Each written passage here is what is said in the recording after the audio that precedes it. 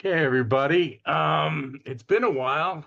We'll let some folks in to join us here. Looking forward to a definite, interesting conversation with a new kind of strategy, at least new to me in some respects. Options are the hot area in the ETF marketplace. So, of course, the ETF professor wants to bring great ideas to people and educate them and make people aware of how the ETF marketplace is evolving. So like 10, 15 more seconds, we're letting people in, and then we'll get started with Peerless ETFs. Okay. Erik and Rob, thanks for joining us. And Rob, I see you're off mute, so that's good. So let's get started now. Appreciate the time, everybody. So I'm Dan Weisskopf, the ETF professor. Happy to be hosting these gentlemen for the Think Tank Exchange podcast. So Erik, maybe you start off first and just give some background so everybody gets to know you a bit on X and on our YouTube channel as well. Yeah, sure. Well, thanks for having me. This is a great format, and I'm real happy to be here. So I'm Erik Thompson, a portfolio manager with Rob to the Peerless Option Income Wheel. I own Peerless Wealth, which is a investment advisory firm, RIA, SEC RIA firm in the Columbus, Ohio area. I've been a retail financial advisor my whole career, 25 years plus. Most of that time was spent with Wells Fargo. About 5 years ago, I left Wells Fargo and moved my clients over to Peerless Wealth. And then really what's happened is, well, that whole time I've spent a lot of my time building portfolios for clients, many of whom are higher net worth, but not all of them. Some just sort of average Joes, if you will. And I primarily use ETFs and mutual funds to do that. And when I started Peerless Wealth, it was a time of really low interest rates, the 1% and 2% on treasury bonds. And I have a lot of retirees and some conservative clients. And, I was really looking at that part of the portfolio as dead money. Like there just wasn't any upside at all in that, and only downside. And so I took a hard look at a lot of these, what I'll call liquid alternative strategies. Liquid meaning, they're in the form of an ETF or mutual fund. They're not tying clients' money up. And started using a lot of the option-based ones. And I've always focused on, in these option-based liquid alts, on strategies that reduce risk. Because in many cases, I was pulling out of bonds to do this for clients. And really, I forced myself to learn. I'm an advisor. I'm licensed. I took the 7. I knew the basics of options, but as I was using more of these products, I felt an obligation to really know them. And so I just started to learn a lot about puts and calls and hedging and so forth. And, there's a strategy out there. We didn't invent the term option wheel. It's been a strategy that investors have used for years. It's never been packaged before, and I started doing it really with my own money, and then I started doing it with client money, and then Rob and I started a hedge fund about 3 years ago together to build a track record, and it was working well. It was working sort of as we thought it would. It was providing income and reducing volatility. And, we looked at the marketplace and we think there's some shortcomings with a lot of the covered call strategies. By marrying cash secured puts and covered calls and running it in a very disciplined format, what we call the wheel, we thought there was a value add there. And if you were sitting here 5 years from now, I would have never thought I would have started an ETF. But this strategy needed to be packaged, and Rob was fortunate enough to jump on board with me and help me do that. And here we are. Rob, go ahead. Give us your background. As surprised as he is, believe me, I'm even more so. I'm an engineer by trade. And so mathematically, you know, being in the markets was always something that fascinated me. Even from a kid, you know, it's something I always was interested in and wanted to do. And I always, I guess, felt behind in how I would pursue that, whether or not knowing how to do it professionally or how to go about that. And the funny part of the story is actually my college roommate who, after school, after we were done with school, asked me to if he could sleep on my couch. And he laughs about this. He tells the story on his socials as well. But it was, and you know, a decade later, come to be known, it wasn't because it was struggling, as he was doing very well, putting every cent he had into real estate, and this was like 2011, 2012, you know, time frame. And fast forward a decade, and he's done very well for himself. Amazing story, amazing dude. And he had me up to a mastermind where all sorts of different business owners get together and share ideas and strategies and learn from one another. And Erik is this gentleman's advisor.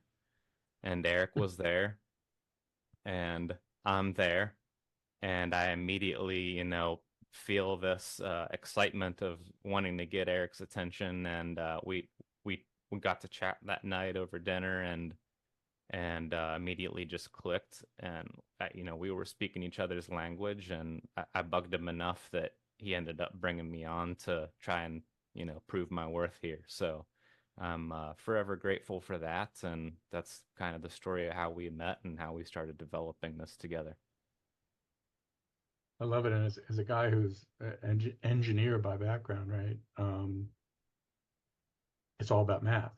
That's kind of what Peerless is about, Yep. right? You know, you just move. You know, what I like about this story is because I'm all about ETFs, right? What you've taken is a wonderful tax efficient wrapper, and you make a lot of trades that are, I think what you describe is low risk trades, right? And you compound. And Yep. that's what we're all supposed to be doing, Yeah. Yeah. right? What I love about the mechanism we've created is when I first started in the retail space, emotion was everything. You get these people, you see them piling in, you know, FOMO is the big term, right? Taking the emotion out and really grinding away at this process is really a joy for me that, you know, we've seen us develop this, and we've really grown from it, I think. So I guess Erik, you've got the market experience, maybe more so than Rob. Give us a sense because you know I know our listeners always want to talk markets. I don't know that it's particularly relevant with this strategy because this is a tortoise strategy, right? Where the steady Eddie gets to the end. But give us a little view Yeah. on how you see markets. Yeah, absolutely.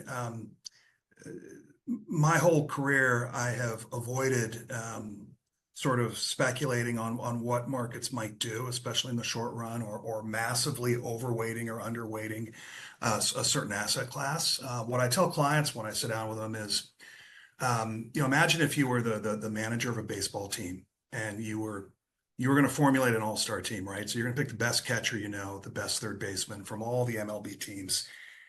And you go from a bird's eye view, and you look at the outfield and the infield. It's pretty well spread out, right?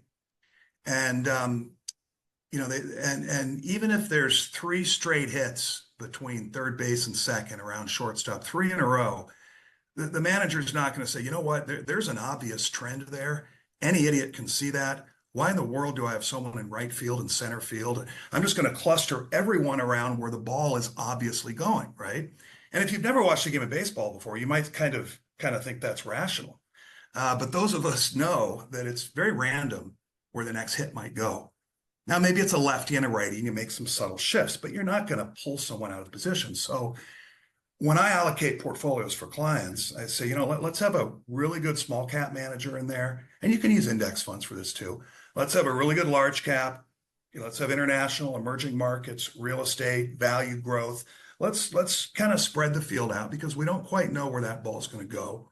And you'll always have someone there just in case. Now, to answer your question, we think most individuals, as well as advisors that are doing this for individuals, we think they underallocate to cover the risk of a flat or range-bound market. And we have a statistic on our website that nearly 1/3 of calendar year S&P 500 returns are between -8 and +15. Half of them are over 15%, and that's why we have stocks, and that's why I own stocks long. I don't mess with them. I'm very Buffett in my approach. But what if markets just zigzag around for a few years? And to answer your question, I think now, maybe more so than other time periods, we're at 24 times earnings on the forward multiple, and the historical average is 16 or 17. And so there is an argument to be made that markets are overvalued on that basis.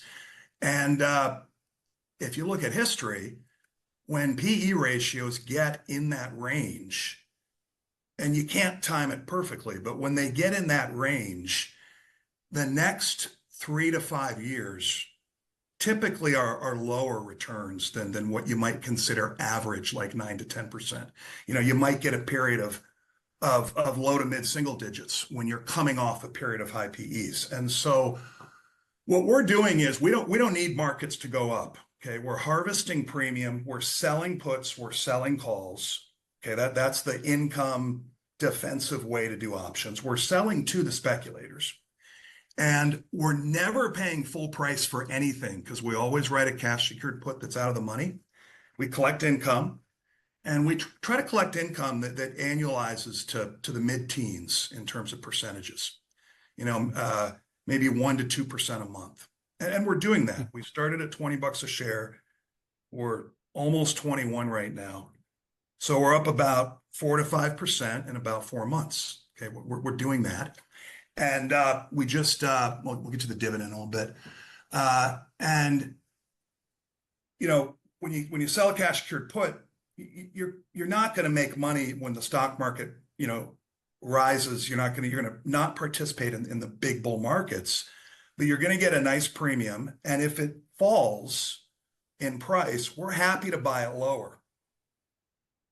And when we bought, in fact, I saw this video last night. I forwarded it to Rob. Warren Buffett has been known to write cash secured puts. He's a value investor. He loves to buy stuff lower. He's got a bunch of cash right now. I bet he's writing some puts. It's a good environment. He likes to wait for things to drop, get his shopping list, wait for things to drop. Now, the flip side of that is they could run higher and you could miss some of the run. But in a period of high PE ratios, we think it's a pretty good strategy. And then if it fills lower, great. Then we write a call and we have more income. So we get put income. They're cash secured. So we're the collateral for these puts is T-bills, right? And we're getting good interest on those. So we get put income, we get T-bill income, and we write the call, we get call income. None of those things need markets to go up to get that. And then we simply wait for the shares to get called away. We avoid individual stocks because there's more downside there. And this is about protecting the downside. So we use sector ETFs. And then it gets called away and we just start the wheel over again. So we think, we're obviously a little biased on this, but we think this is a great time to be focusing on a strategy that gives you a fair return without the requirement that markets go up. And we think we run the wheel. You can run the wheel in a very aggressive way on individual stocks, and you can set your strikes low and get a bunch of income. You have a lot more capital risk there. We run in a very conservative way, I think, and in a very, what I like to call, sustainable way. In other words, I advise clients, and as advisors, we all hit the call from the nervous Nellies to see their accounts down 15%, 20%. And then some people can't stick with that, right? And they panic. So if we can avoid those big downturns, and we had great evidence of this just a couple months ago when we got that Japanese yen carry, big downturn. The S&P dropped 10% from peak to trough. And I think Wheel was down between 4 and 5. So yeah, we think it's a sustainable strategy. It's very income focused, and we're excited about it. So it's systematic, like you're Yes. describing, right? Yes. What sectors are you looking at? Does that really matter as in the context? Because I'm always talking about how structure matters, but you're moving to different sectors potentially, or different areas of the market, whether it's the Qs or the S&P or small cap. Talk to us a little bit about how that decision making works. Yeah. So when you look at our holdings, you're going to see a bunch of T-bills because that's the collateral for the options. The options are going to be very small, but they're bigger than their notional exposure, so it's more than you think. But on the sector ETFs, at first glance, because we're picking sector ETFs, it appears that we are favoring certain sectors over the other, or we think that financials will do better than tech or vice versa. We're not really doing that. What we're doing is we're taking SPY. You could run the wheel on SPY, which we've thought about doing. It's not the worst thing in the world. The problem is SPY is so diversified that you get very little option premium in that. And you have very little buffer on losses. Okay, so what we do is we have maybe 15% in IWM, which is a small cap index. We have maybe another 15% in the Qs. And then most of the rest of it, instead of doing SPY, we're just stripping out each sector. And the great thing, as you know, about the ETF market is there's a sector ETF for just about everything right now. And a lot of them are optionable. And this wasn't true 5 years ago. And a lot of them have weekly options, a surprising amount of weekly options, which we love because we reduce risk that way, and we think we compound money better that way. But we strip out each sector. So we'll strip out the financials. We'll strip out the communications. We'll strip out the industrials, the retail, the REITs. We use GDX, the gold miners. Okay, so we strip out all those. And then we run the wheel on each one of those sector ETFs. We can get a lot more premium because a sector has more risk than the whole index. So you're going to get more option premium on that. However, if you do every sector, you're still very diversified. So we think sector ETFs are the sweet spot between the high premiums and high risks of individual stocks and the low premiums of just doing it on SPY. Now we don't do consumer staples and utilities. We do not use because they're so stable, they're so low risk anyway that there's just not a lot of juice in the options, and they're kind of a non-starter for us. But this is an active strategy, yeah, right? And should you want to do those, if things change, it's part of the review process. Yeah, so we're probably slightly underweighted in technology because of the high PEs. And one of the things you got to worry about when you're doing covered calls and cash secured puts is you're capping yourself on the upside. Yeah. And that could be, you still could make 20% a year doing this, but you're not going to get the real big years. But you still have all the downside, less maybe a cushion if we're writing them out of the money on the puts. So we have to be very sensitive about avoiding big losses on the downside. And so we don't want to own too much of something that might be prone to that. And so we're not going to avoid tech, but maybe we're a little lower in that because of some high Ps. And then we have 15% in small cap because those are lower PEs, which, in our opinion, have maybe a little less risk because of the low PEs. But so it's systematic with a little bit of our thoughts into it, but it's mostly rules based. We write the puts at a very consistent delta every week to kind of target about a 15% annualized premium, and then another maybe 4% on T-bill yield. It's the call side that we when we get assigned the name, where do we put the strike on that? So yeah. So we're almost 25 minutes into the interview slash, and we haven't even touched on the news. So let's talk about dividends. Congratulations. Tell everybody. yeah, so this is an income strategy. Okay, if we pulled up Wheel 5 years from now, it's still probably going to be around $20 a share, but at least that's the plan. So you're going to get your return from income, and our dividend, we just announced it, 60 cents. Now it's important on this one because we started in mid-May, and so we're going to do quarterly dividends. We know there's some we know a lot of people like monthlies. There's some administrative cost to monthlies. We have to be out of the market for a couple of days, so we think quarterlies are better. 60 cents works out to about 11.5% distribution yield, which we believe is sustainable. That's 1.5 quarters worth, because the first quarter was a partial quarter, and we just elected to skip the first dividend. So this is a bit more than than it might have been if it were only a quarter.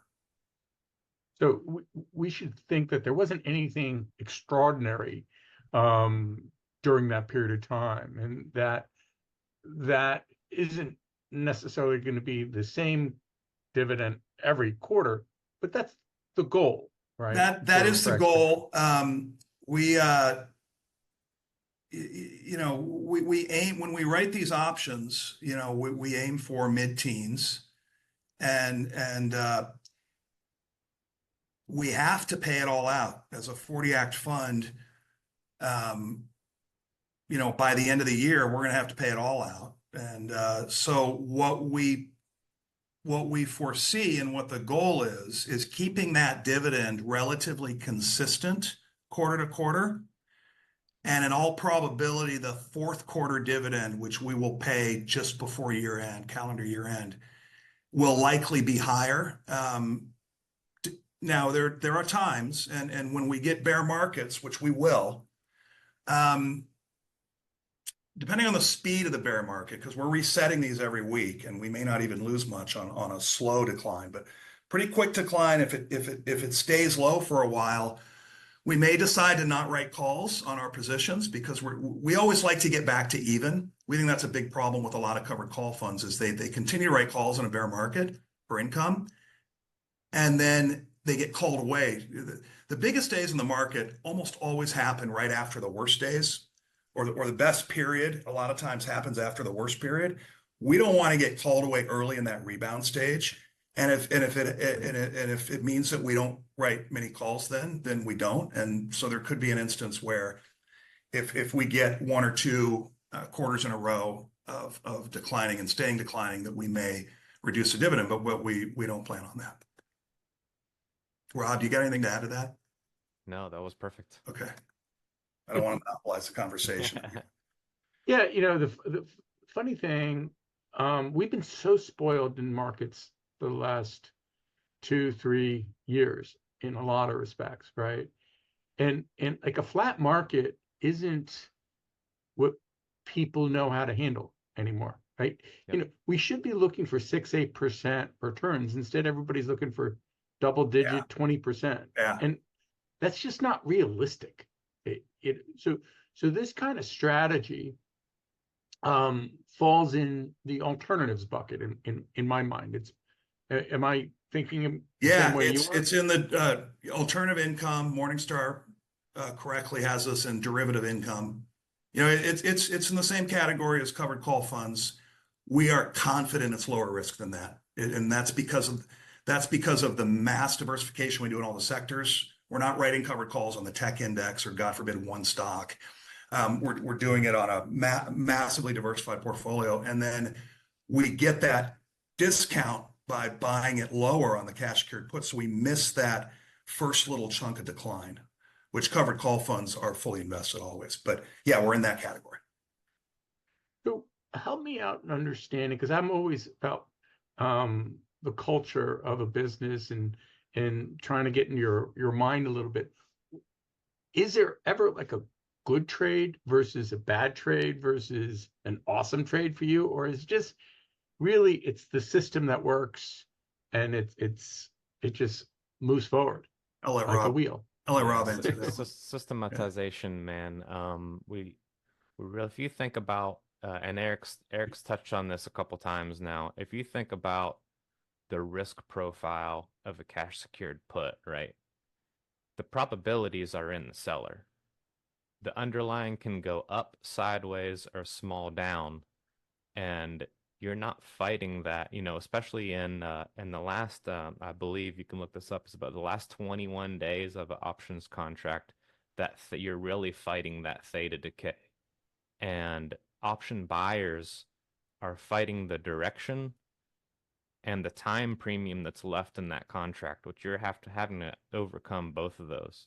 We use the probabilities in our favor to really not only systematize but generate constant, again, mechanized, diversified positions that give us that high hit rate, large number of occurrences type risk profile. Now, Rob, you used a So, couple of terms there. I just want to, because I'm the ETF professor, I like to educate people, right? So cash secured put. sir, Talk, yep. what does that mean?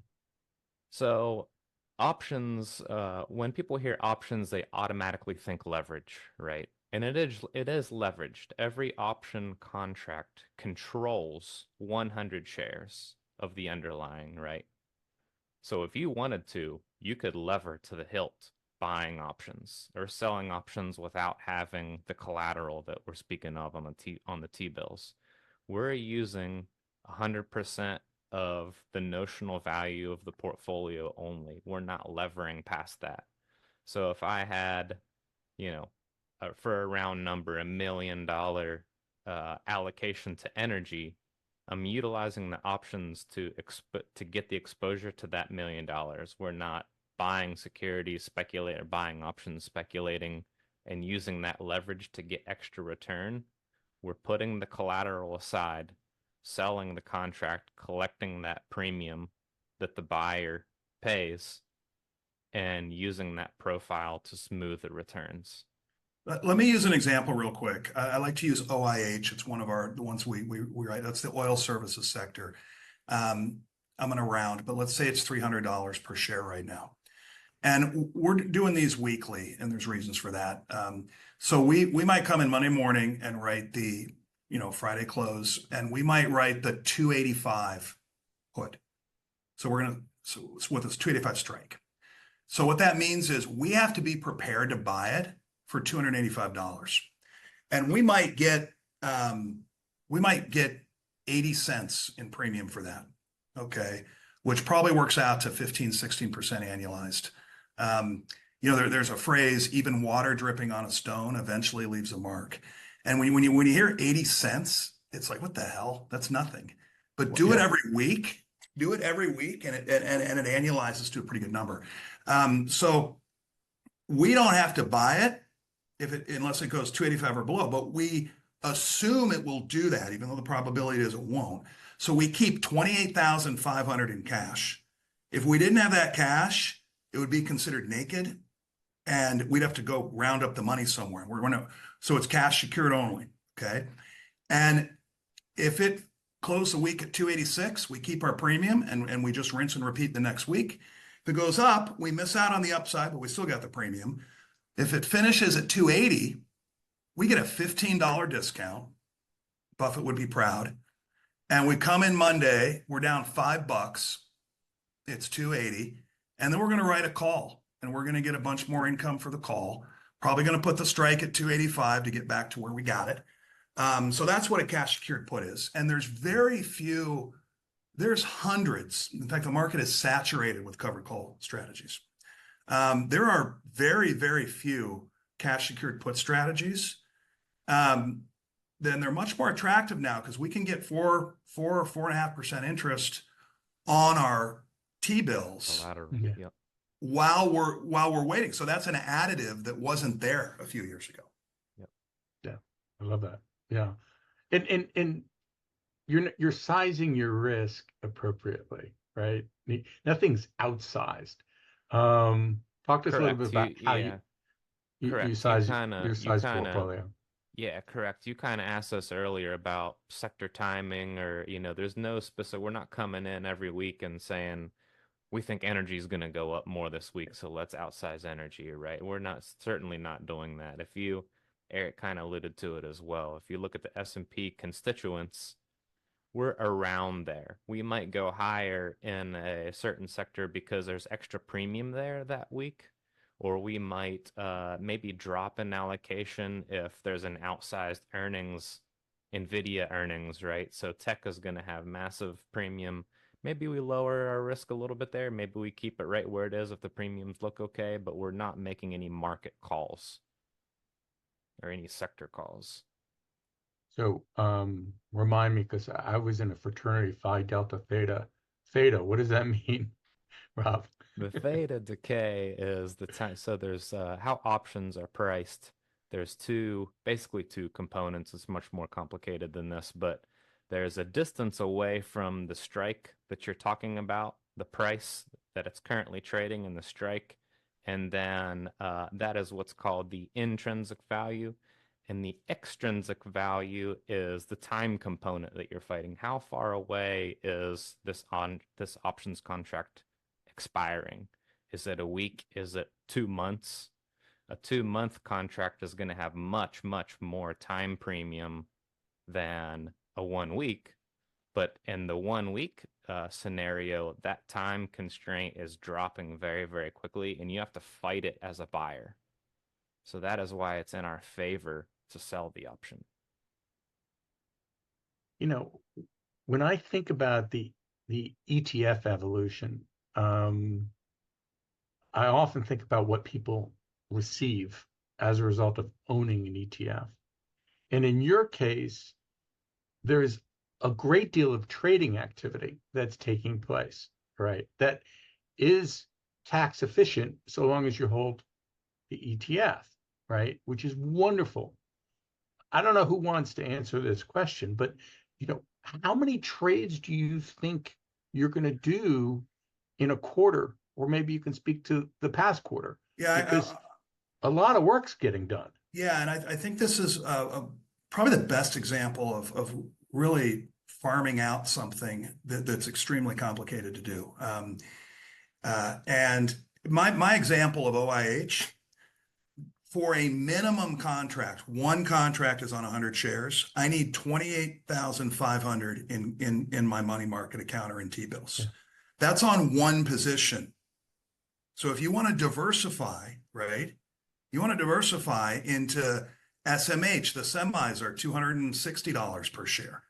There's another 26 grand I need, right? The Qs are $450, $480. There's another $480, 48,000 I need. And this adds up quick.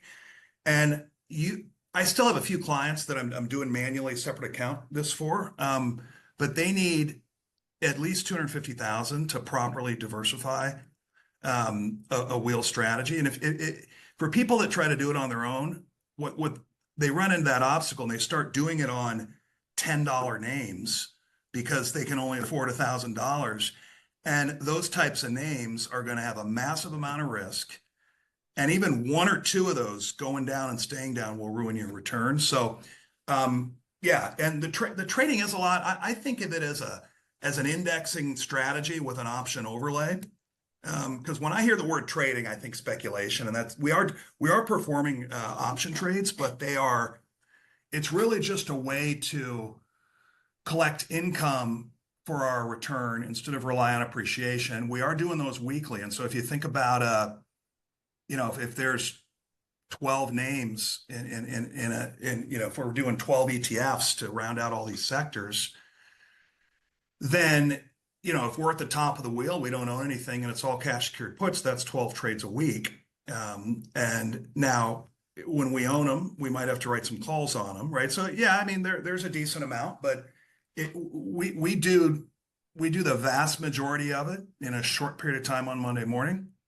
And it's pretty systematic. We have a midweek position so that we can have some time diversification there. But yeah, there's a decent amount of trading, but it would take a lot of time and a lot of money for an individual to do it. So yeah, I mean respectfully on the trading side.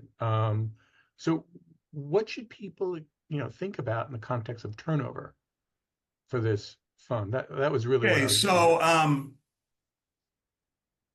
90% of the return is going to be, and I'm guessing on this, the vast majority of the return is going to be option income and interest income from T-bills. Okay.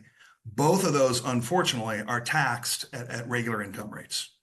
Just like if you own a money market fund or a T-bill fund, you're not getting any sort of favorable. We might collect a little bit of dividends if we own the names, but that'll be taxed at dividend rates. But this is taxed as income. Now there are times when if we have a name that's run up, and maybe it didn't get called away, we can do some tax efficient swapping that the ETF structure allows. But unlike maybe just a long only type of ETF, this is an option income strategy. If someone out there had two accounts, a retirement account and a taxable account, and you had to pick one, I would do it in an IRA. I would do it in both, but I would do more in the IRA, right? Because you don't have to pay taxes on any income in an IRA account. So yeah, I wish I could say it was taxed at a lower rate, but short-term capital gains is what option income is taxed at. Well, yeah, but just be really clear. That's if they were doing outside the ETF wrapper. Same thing. Well, no, but the distribution may be taxed, right? But what you're doing inside is more tax efficient. We're going to have a small amount of swapping we can do of shares because of the like kind exchange mechanism that you can do in an ETF. But that's not going to be a massive, because a massive component of our return. So, yeah, it's not. This could be run as a mutual fund. With similar. Don't talk mutual funds. We don't talk mutual funds. But we do. We believe we have some. There are some ways in the ETF wrapper to definitely do the swapping, but most of our return is going to be income. That's just the nature of our strategy. Sure. Yeah. So okay. Everybody always talks about the VIX index, right? When they talk about options. I mean, do you focus on the VIX at all? Rob, I'll let you go. We do. We watch the VIX. And again, there's alluding back to options pricing, there's another component of that, which is volatility, right? So it's something that we watch. We're always paying attention to this. If in a higher vol environment, the options pricing is going to be more advantageous, right? There's going to be more juice there. So, and it's a component of that, and it's also a component of where we are in each individual position. If we come in mostly cash on a Monday morning, there was some surprise news over the weekend, and it's, some higher vol Monday morning, that's going to be to our advantage. We're going to get more premium for our positions that we're putting on. If we're already in some positions, if we're a little bit heavier long, we're going to act, more like the index in that case because we're already exposed long. So it really depends on where each individual position is in its own particular wheel, but definitely something we're always watching. And yeah, we don't make significant changes based on where the VIX is. We just know that in lower volatility environments, we're going to collect a little less premium. Higher volatility environments might be a little scarier, but we're collecting more premium. And we might get, in fact, the first month or so of our from May to June, we were still in a really low vol type, and instead of getting that mid-teens, we were maybe closer to 10 or 12 in terms of annualized option premium, but it's been better lately.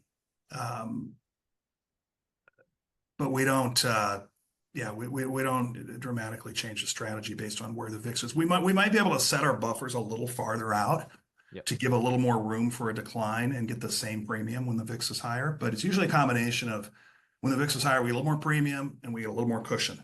Yep. When the VIX is lower, a little less premium, a little less cushion. When I say cushion, that out of the moneyness on my example from 300 to 285. High VIX environment, we could maybe do it 280, get the same premium. Low VIX environment, we might have to do 290. And the collateral is always treasuries, right? Yeah, treasuries, Yeah, maybe treasuries. there's a default money market that's yielding very, right within a whisper of where the treasuries are. I think it's actually a little higher, but it's one of those two. Yeah, and you're not taking duration risk No. either, right? No, we've thought about it because there's an argument to be made that, since I've been an advisor, not so much the last, 2022 and 2023, but most of the time period when stocks go down, bonds go up, and the longer term Yeah. bonds go up more. So you could say, okay, let's have it 10 years, but we just want this to be all about this wheel income generation. We don't want to take on another element of interest rate risk. Plus, short-term treasuries are paying higher than long-term treasuries are right now. So, yeah, we don't want that secondary portion of risk in there. So it's short-term, monthlies, usually, 1, 2, 3 month treasuries. Yep. Yeah. So changing the subject up a bit. Welcome to the ETF marketplace, of course, right? I say that with tongue in cheek because you've been involved in ETFs for years. But was there any surprises in the way of, the launch? Just curious. I think that for our viewers to know, there's a lot of due diligence from a regulatory standpoint and from our service provider title. They don't just let anyone start and run an ETF. There has to be experiences and licenses and capital requirements. And so I think that's important for viewers to know. I would say our surprise, yeah, I mean, it took a while to launch, 6, 9 months, which, is maybe longer than I would have thought of. It's probably a little more expensive than I would have thought of. Unfortunately, it's the tri-party agreement where you have to have a different brokerage firm, a custody firm and a brokerage firm, separate entities, which I'm not really used to. I'm used to that being the same entity, but so far so good. Yeah, interesting. Yeah, I mean, it's you always have to think about things as like a new venture, and what surprises you find on that journey. Well, that's why they're called surprises. Yeah. Yeah. So I haven't highlighted, but your website's peerless.com, right? It's Peerless in ETFs, peerlessETFs.com. Peerless ETFs. Now, Thanks, Peerless Robert. Wealth is my separate advisory firm. So if you want to know about the ETF, go to peerlessETFs.com. All one word, Peerless ETFs. So I encourage everybody to check those out, and also check out the LinkedIn profiles as well.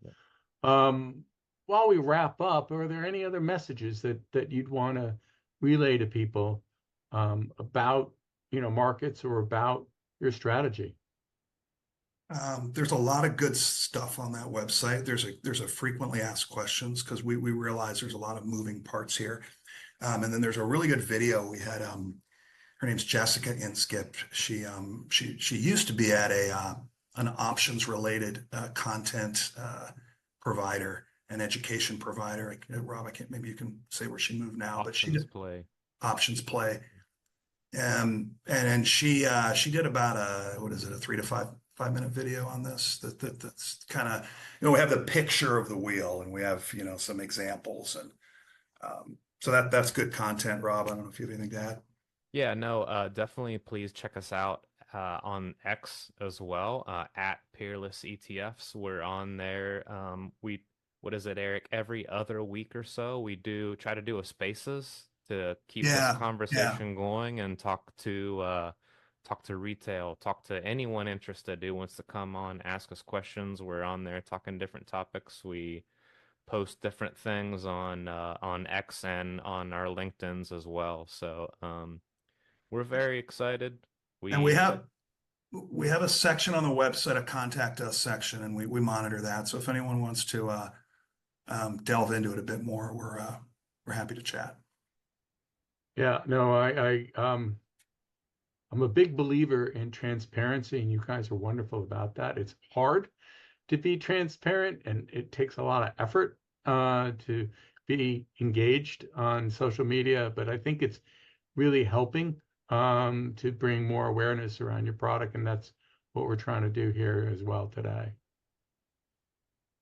So Awesome, Dan. with that, Thanks. I just thank you very much for being on the show. Appreciate the time, and look forward to seeing you grow. Thank you. Thanks for the spot. Thanks. Be well. Bye. Bye.